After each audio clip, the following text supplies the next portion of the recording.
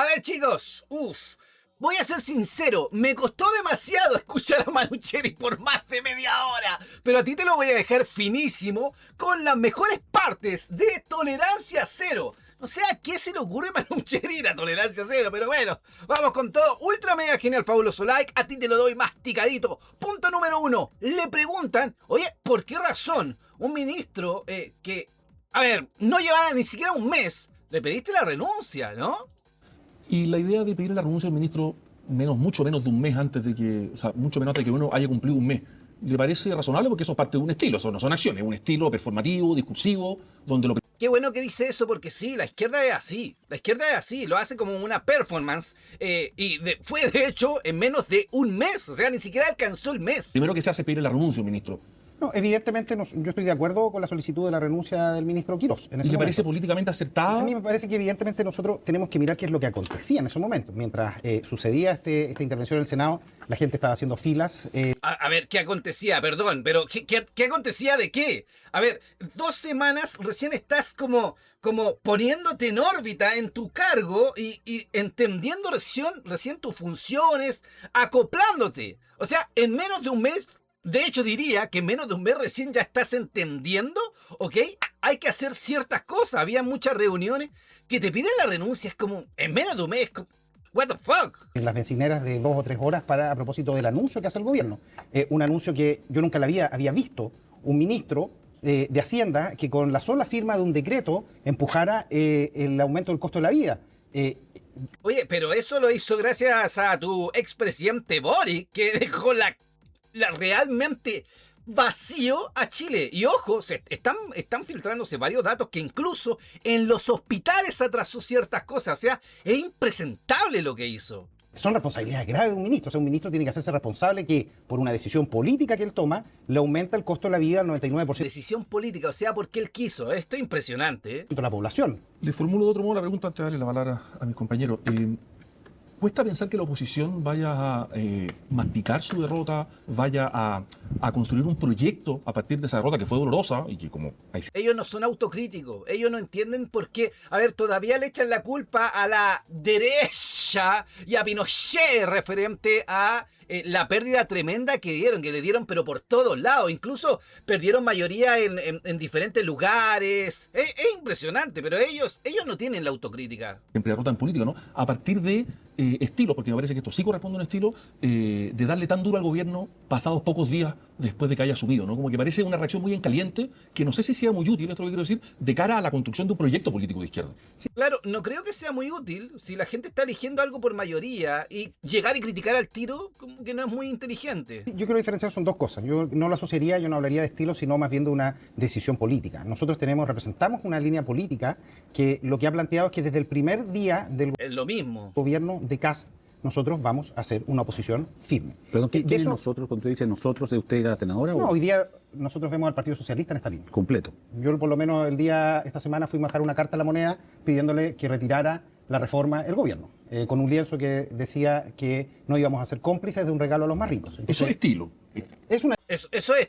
Eso es estilo. Decisión política. Pero, sí, ¿usted está de acuerdo en que la palabra estilo es lo que refleja el tono que usted le imprime a sus acciones, sus decisiones, sus discursos? Que cuando no queremos abordar el fondo, a mi juicio, terminamos hablando del tono. Política... O sea, no queremos abordar, o sea, si las cosas no las hacen como yo quiero, dejo la grande, se me ocurre hacer ciertas cosas, incluso quedarte...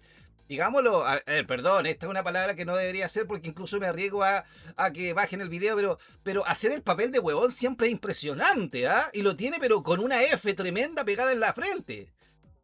Digo L por loser, ¿no? En la traducción. Las dos cosas están unidas, pues, diputado. O sea, fondo y forma política es parte de usted. Y el lienzo es lo mismo, porque usted es diputado, está aquí en televisión, no necesita poner un lienzo para que lo escuchen. Sí, exacto. Mira, yo lo que puedo decir al respecto es, nosotros... jamás... Qué bueno lo que le dijo, mire, no lo tomó en cuenta, pero qué bueno lo que le dijo. Usted está en televisión, aquí puede decir las cosas. ¿Por qué un lienzo? ¿Por qué hacer una especie de huelga? Van a ver en nosotros el uso de alguna herramienta que no es legal. Nosotros hemos ocupado todas las herramientas que nos entrega la Constitución y la ley. Uno cuando dice y que en segundo término, justamente implica que un estilo dentro de la ley. Y en segundo término, nosotros jamás hemos... caído en insultos, en ataques de tipo personal, no nos interesa la vida privada de la gente. Nosotros hemos hecho una crítica política y hemos utilizado herramientas fiscalizadoras. Nunca han caído en insultos y no son los mismos que dicen estos idiotas, disfruten lo votado, para que se caguen luego de la votación, etc. ¿Cómo que no lo han tomado de forma personal? Es impresionante. Pero sin caricatura, ¿no? Sin caricatura, porque cuando usted dice, por ejemplo, el tema del 1% de los más ricos, que acaba de decirlo ahora, que era parte de la queja suya, usted entiende que el proyecto no es para el 1% de los más ricos. O sea, basta que uno lo mire, lo que se ha anunciado. Hay muchas medidas que son para millones de personas, cuestiones laborales que son para millones, empresas, 150.000 empresas, 33.000 pymes.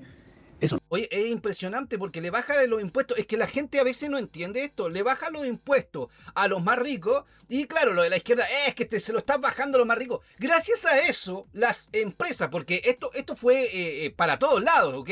Gracias a eso, las empresas tienen que pagar menos impuestos, gastan más dinero en contratar personas, porque si te sube demasiado, no te conviene. O sea, esto ayuda demasiado a diferentes lugares. Yo no sé qué mierda está pensando Manucheri. No es el 1%, eso matemáticamente harto más, ¿o no? Claro.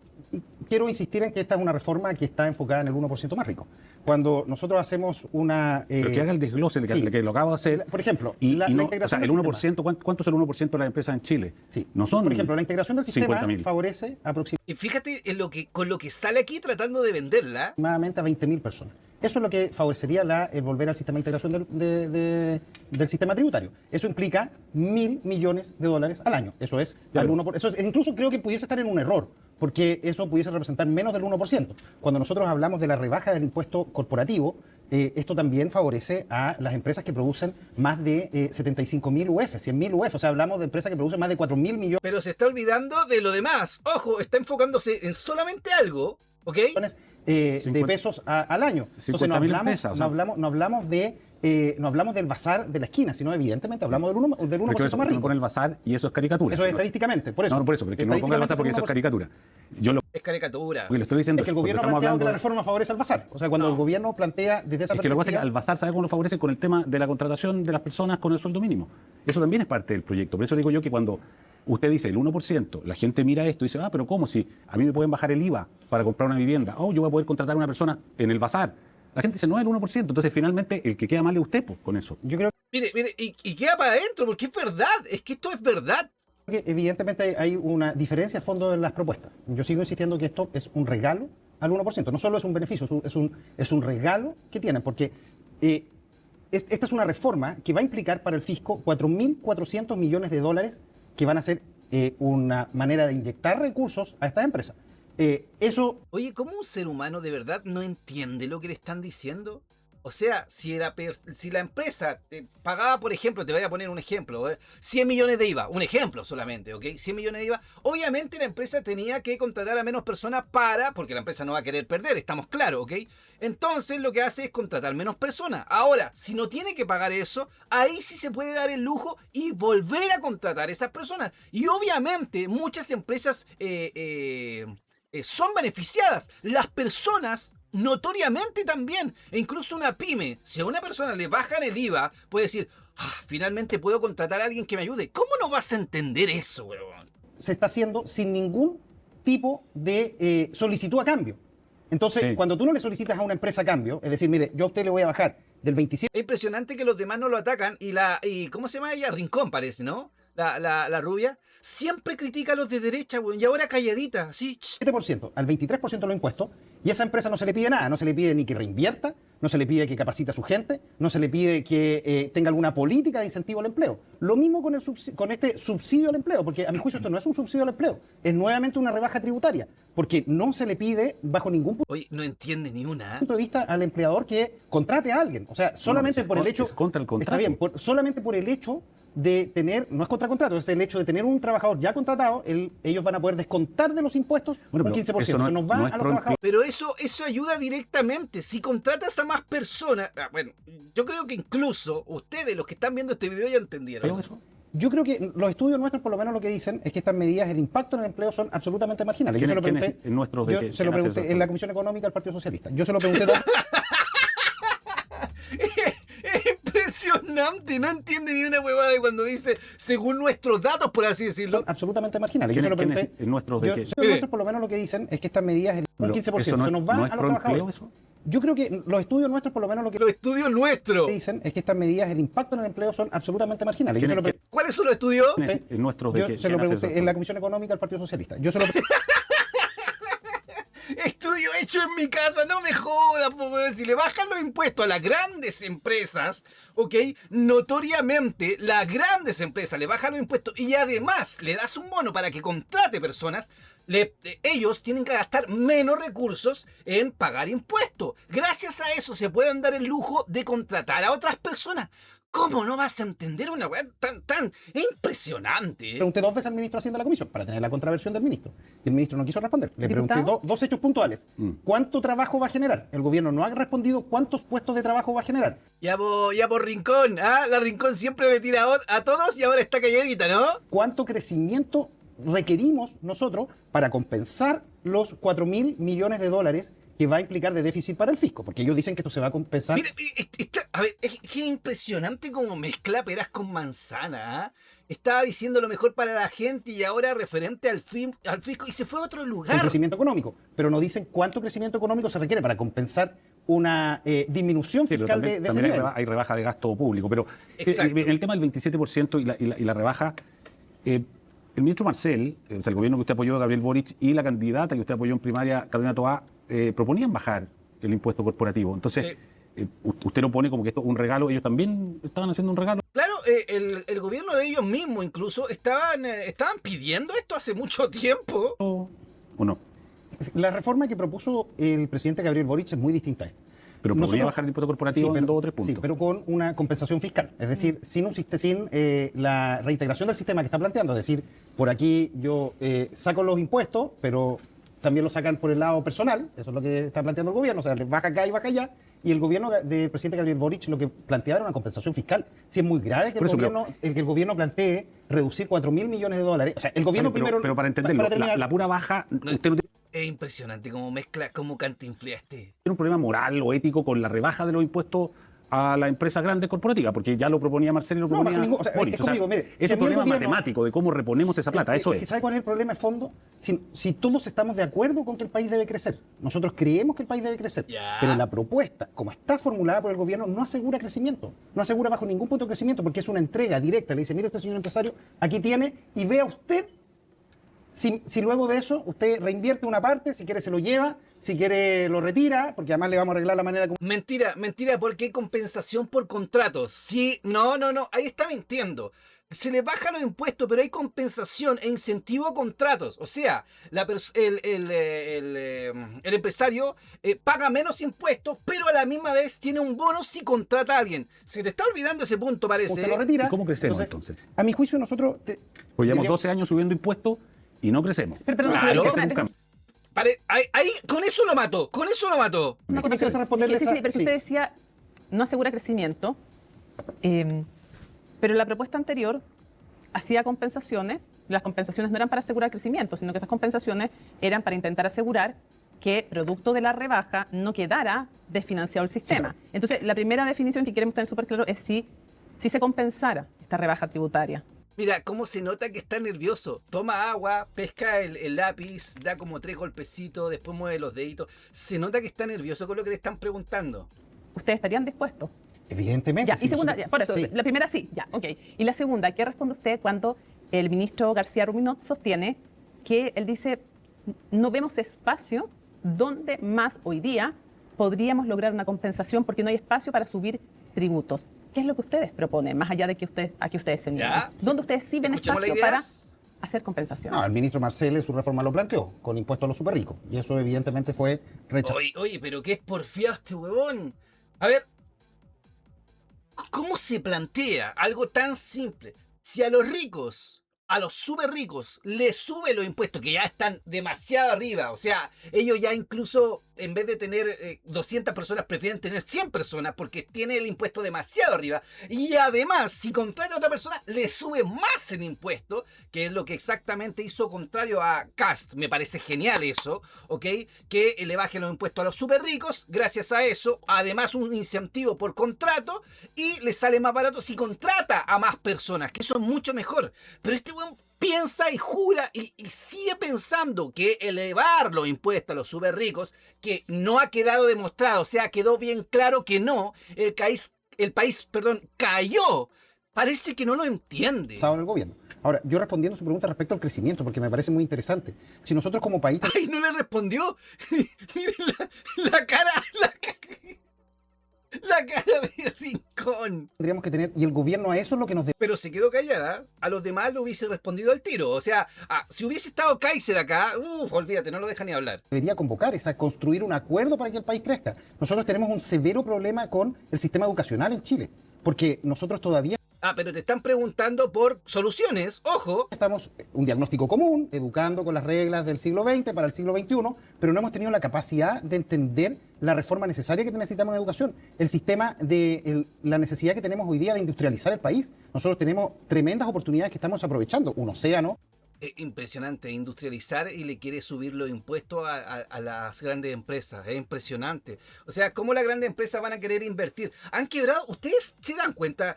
Hay personas que dicen que no es culpa de Boris, etc. Pero se dan cuenta cuántas empresas grandes que estuvieron no sé cuántos años en Chile quebraron o directamente desaparecieron en los últimos 6 años, 4 años directamente. Es impresionante la cantidad.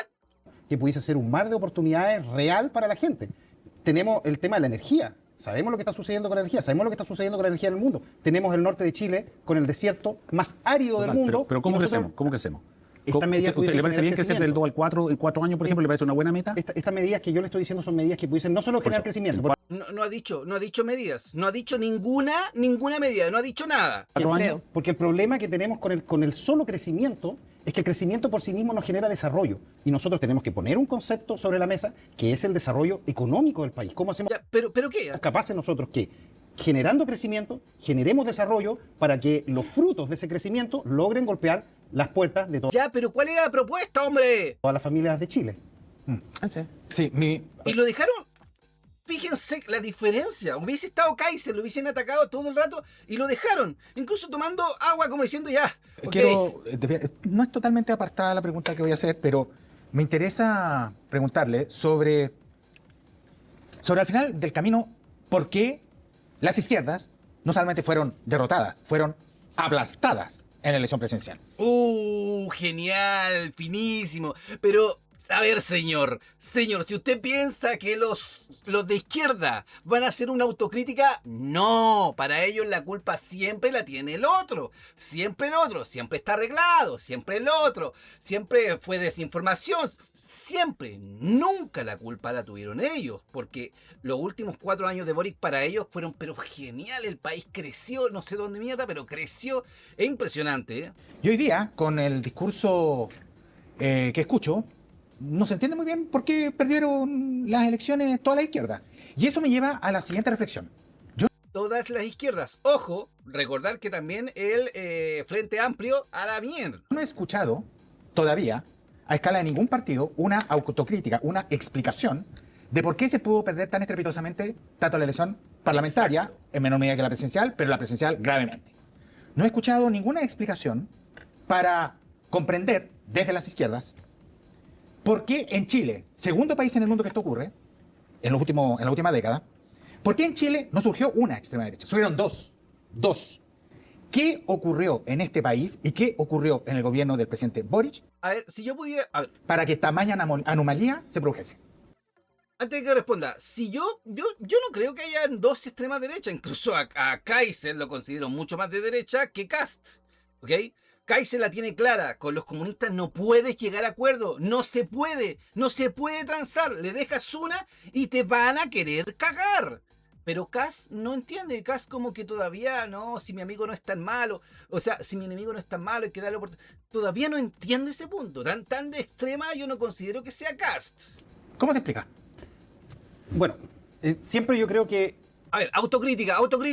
Uno tiene que dividir en 2 situaciones. Se pierde por temas de fondo y por temas de forma. Evidentemente creo que también hay mérito del ganador siempre. Yo creo que la derecha tuvo la capacidad de entender cómo funcionan los procesos de instalación de marcos narrativos para llevarnos a una discusión que finalmente terminó siendo una discusión que ellos ganaron, el tema de la delincuencia, evidentemente. Ya, pero si ustedes no hicieron nada en 4 años, ¿me dijiste? En donde el gobierno avanzó en la discusión, y lograron instalar como la principal preocupación mediática, legislativa, el tema de la delincuencia. El gobierno avanzó en todas las materias necesarias en materia de delincuencia. Nunca en la historia se habían hecho tantas leyes en materia de seguridad, nunca en la historia se había logrado avanzar legislativamente en fortalecer carabineros, el Ministerio de Seguridad. Estamos de acuerdo con fuerte oposición de... Ustedes no hicieron nada, Este gobierno en seguridad está haciendo pero demasiado, mucho. Las personas que piensan que no ha hecho mucho. Oye, pero es impresionante, tanto en el norte como en el sur lo que está pasando. Es impresionante. Vemos todos los días, ¿ok? Esta tropa de élite de policías, PDI, etcétera, que encuentran, pero infinidad de cosas. Se llevan detenido, no sé, no a uno, no a 2, sino que bandas completas, o sea, no han parado. Esto ha sido genial. Y del Partido Comunista completa. Una parte, lo menos. No, una parte. Pero sí, el resultado, el gobierno del gobierno del presidente Boric. Con los apoyos de una parte importante de Chile. ¿En el gobierno de Gabriel Boric se pudo avanzar en seguridad? No se pudo avanzar. Entonces, evidentemente, no tuvimos la capacidad de instalar los propios marcos narrativos, eso desde la perspectiva de la estrategia. Y desde la perspectiva de fondo, claramente, el no contar con mayorías sociales, el no contar, el haber generado una expectativa anterior que no se pudo cumplir, porque la expectativa que venía el gobierno, un gobierno de transformaciones profundas que no aconteció, generaron un escenario que no hicieron nada, weón, nada. Termina generando una derrota de la izquierda chilena. Está bien, pero déjeme, supongamos que está resuelto el tema del diagnóstico, cosa que discrepo, no creo que esté resuelto en absoluto. Porque... No hizo una autocrítica, simplemente ganaron porque su discurso fue mejor. Eso fue lo que trató de dar a entender. Hay un fenómeno muy de fondo involucrado. Por lo que yo lo he visto desde la derrota hasta esta parte, usted es defensor de la unidad de la izquierda aquí y ahora, a partir de ahora en adelante, algo así como para siempre. Y en lo personal, discrepo completamente esa postura, pues yo creo que cada izquierda tiene que hacer su propio camino, cada izquierda tiene que hacer una profunda revisión de sí misma para, en el plazo de 2 años y medio más, se pueda eventualmente converger. ¿Por qué apurar los plazos de una unidad que no existe, salvo por reacción a Kast? A algo así como la bronca por lo que se está haciendo. Pero es verdad, se han unido varios partidos solamente por tirarle hate a Kast, no porque entre ellos se lleven bien. Es una especie de, hay que tirarle mala onda. ¿Por qué? No sé, por lo que sea. Si Kast puso 100 funcionarios, 100 funcionarios no, son muy pocos, pero nunca está él. Algo es algo, hay que iniciar, ¿no? Bronca contra el ministro de Hacienda. ¿Para qué no darse el tiempo que por primera vez desde el año 2014 hay un periodo de 2 años y medio sin elecciones? ¿Por qué no aprovecharlo para de una vez por todas tratar de resolver la pregunta por el proyecto primero socialista y en segundo lugar un eventual proyecto de izquierda común? Cosa que en el gobierno de Gabriel Boric no existió. Perdón, ayer Juan Pablo Luna, un destacado colega mío de la Católica y de una universidad canadiense, destacó en una entrevista en La Tercera que el principal legado de Gabriel Boric es una oposición y una izquierda dividida. Sí, yo creo que incluso hasta su partido se dividió, era impresionante. A ver, ¿qué dice el ser humano más inteligente de la faz de Chile? Es que bueno, le preguntaron, ¿vieron? Por una autocrítica de por qué perdieron y ellos dijeron, no, la derecha ganó por el discurso, ¿no? Es impresionante, ¿ya? Efectivamente, discusiones van a haber dentro de la izquierda. Nosotros venimos saliendo de una derrota estrepitosa y van a existir muchas discusiones. El tema de fondo, a mi juicio, no es si existen discusiones, sino cómo somos capaces nosotros de llevar esa discusión a la construcción, en el mediano plazo, de un proyecto común de la izquierda chilena que tenga la capacidad de plantearle al país un proyecto de un Chile moderno, desarrollado, un Chile que ponga la capacidad, que ponga su objetivo en generar prosperidad común para los chilenos. Y eso, a mi juicio, se va a construir con unidad. La unidad sí es... Moderno, desarrollado. Si la idea de ello es ponerle ultra, mega, genial, fabuloso, lo más grande de impuesto a las super empresas, grandes empresas, y al final Chile se va a quedar, si fueran ellos los que la llevan, 3 empresas se van a quedar con Chile, que incluso ellos la van a llevar en esa empresa. Y cuando la lleven, le van a querer bajar recién los impuestos. Es impresionante, ¿ah? Se van a dar cuenta que, hey, ¿sabes qué? Nadie quiere trabajar porque el valor de impuestos es demasiado grande que ni siquiera conviene contratar a alguien. Ahí recién van a entender esta huevada. Es impresionante. Es un objetivo. Y eso yo entiendo que para algunos pueda existir los resquemores respecto a las diferencias que pueden existir. El Partido Socialista tiene una larga historia de construcción de mayorías sociales. Desde que nace en el año 30, el Partido Socialista nace como un partido muy diverso. Y tuvimos la capacidad de construir con Allende un proyecto común, un proyecto que iba desde los marxistas hasta los socialcristianos. Y después tuvimos la capacidad en la década... Con Allende, pero sí, ¿cuántos años tiene? ¿Habrá estado cuando estaba Allende? No creo.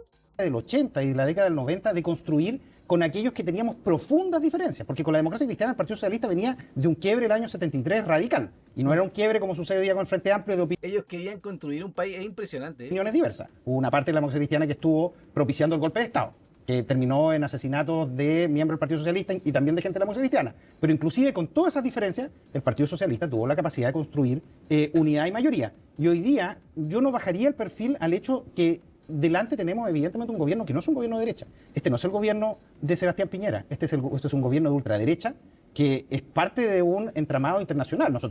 Que les ganó, lo hizo mierda, incluso en cada región. Se te olvida decir esa parte, ¿ah? En cada región nos doblaron el OGT, claro. Es un dicho, nosotros vimos el tour que hizo antes Kast de asumir, fue un tour en donde se paseó entre Orbán, después estuvo con Milei, terminó en Estados Unidos con Trump en el mismo... Pero si no... A ver, Boric no podía ir a Estados Unidos, no podía, porque pasaba... A ver, ¿para qué venimos con cosas? ¿Qué pasó los últimos días que estuvo Boric acá? O sea, con el poder. No hizo nada. Estuvo criticando desde el sillón, probablemente de su casa, o no sé, a Donald Trump. ¡Ay, qué malo, qué malo! Nada, no hizo absolutamente nada. Nada, pero nada. ¿Ah? Y ahora recién salió hace poco a un país, lo invitaron a no sé qué mierda, tuvo que pedir permiso. Yo no sé, yo creo que arrancó. Si es que se ponen las cosas más complicadas en Chile, yo creo que no vuelve. No sé. Un momento donde se está declarando una guerra mundial, una guerra que hasta el día de hoy está causando efectos importantes. Entonces, cuando tenemos esa coyuntura, todo el resto es menor. O sea, la diferencia y los diagnósticos está bien. La intelectualidad, los cientistas políticos tendrán que hacerlo, pero nosotros tenemos un desafío que es importante por delante. Nosotros no podemos estar peleando entre nosotros mientras acontecen situaciones como lo que sucedió con el bencinazo, que evidentemente le dispara el costo de la vida a la gente. Están sucediendo situaciones. Paralelamente, la derecha está propiciando proyectos de ley para liberar a violadores de derechos humanos. Sucede lo del cierre de Colonia Dignidad. O sea, son una serie de situaciones que creo que... O sea, ¿cuántos son? ¿16 millones? ¿Algo así? ¿16 mil millones? ¿O 16 millones? De verdad, la mantención de Colonia Dignidad. ¿Ah? Incluso Boric lo que quería era apoderarse de todo el terreno de Colonia Dignidad, que es impresionante, y los habitantes dijeron que no estaban a favor. ¿Se te olvida eso, no? Que justifican... Lo del no memorial. Diputado, un par de definiciones breves, después un par de definiciones de usted personal. La DC va a ir al Tribunal Constitucional, va a ser reserva de constitucionalidad en realidad. ¿Ustedes también van a sumarse a esto? ¿Es toda la oposición la que va a ir al Tribunal Constitucional por el megaproyecto? Nosotros vamos a analizar las herramientas. Oye, Rincón, calladita, como nunca, calladita. Mire, fíjense lo que le está preguntando. Relax, calladita. Hubiese estado Kaiser, lo hubiesen hecho mierda. Que vamos a utilizar... O sea, no lo hubiesen hecho mierda, pero no lo hubiesen dejado hablar. Todas las herramientas que la ley nos entregue para poder impedir que un proyecto que a nuestro juicio beneficia al 1% más rico a costa del 99% de la población, no lo descartamos. Ya, Aparte segundo, lo vamos a estudiar. ¿Hay alguna posibilidad de que ustedes voten a favor de la idea de legislar, recordando que en el pasado usted también les molestó mucho cuando se votó la propia reforma tributaria de ustedes en contra de la idea de legislar? Y ustedes dijeron, ¿cómo no se abren siquiera a conversar? Es solo un primer paso. ¿Hay alguna posibilidad de que ustedes voten? Claro, y ahora están en contra de eso. Impresionante. ¿Voten a favor de la idea de legislar? El gobierno tiene que hacer, a mi juicio, dos cosas. Primero, dividir el proyecto. La ayuda social a los damnificados de los incendios lo aprobamos mañana si el gobierno lo separa. Ya. Pero en segundo término, el gobierno tiene que decir dos cosas. Mentira, eso es falso, porque todavía están criticando de que, incluso salió uno de la izquierda diciendo, pero ¿por qué van a romper las casas que ya estaban listas? Eso es hacerle daño nuevamente a la gente. Y, bueno, y cuando fueron a ver las casas, o sea, con la mano, es que esto es impresionante, hay un video que...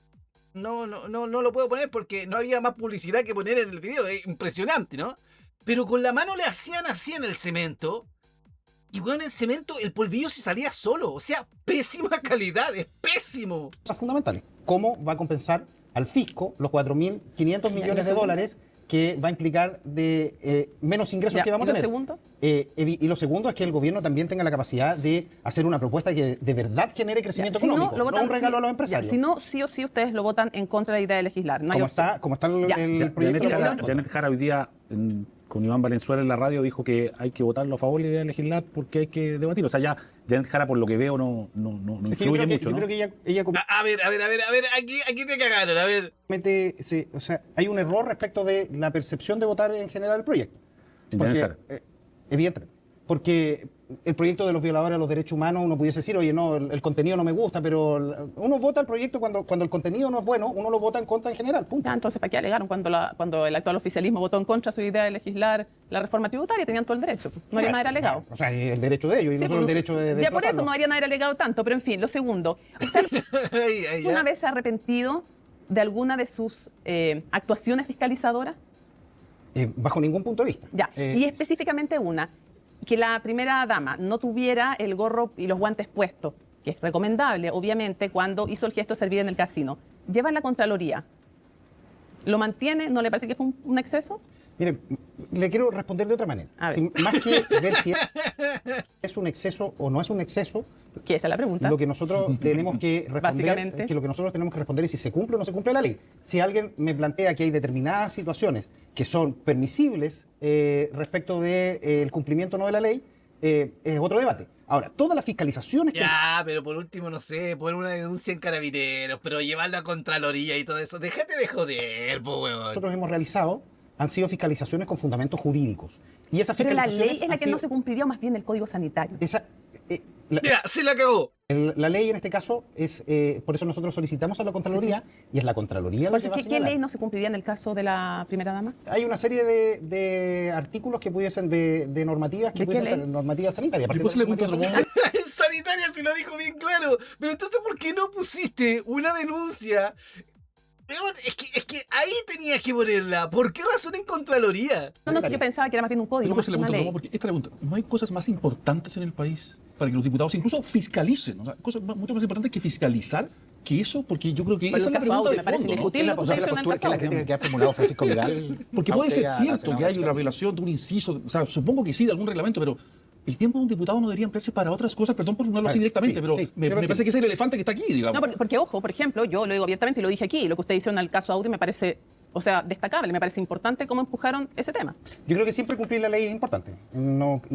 Supongo que no hay un espacio. Le hice otra pregunta, porque el costo de oportunidad del tiempo de un diputado... Me está preguntando si es importante o no importante. Yo creo que es suficientemente importante como para dedicar el tiempo de un parlamentario, si no hay cosas más importantes, porque como el Claro, porque aquí la Contraloría también tiene que revisar, tienes que estar haciendo esto, etcétera. Pues limitado, y uno no lo puede fiscalizar todo, si esto tiene la entidad suficiente como para decirle a esto lo dedicar tiempo. Un oficio de fiscalización puede significar 15 minutos realizarlo para el equipo de abogados. Entonces también...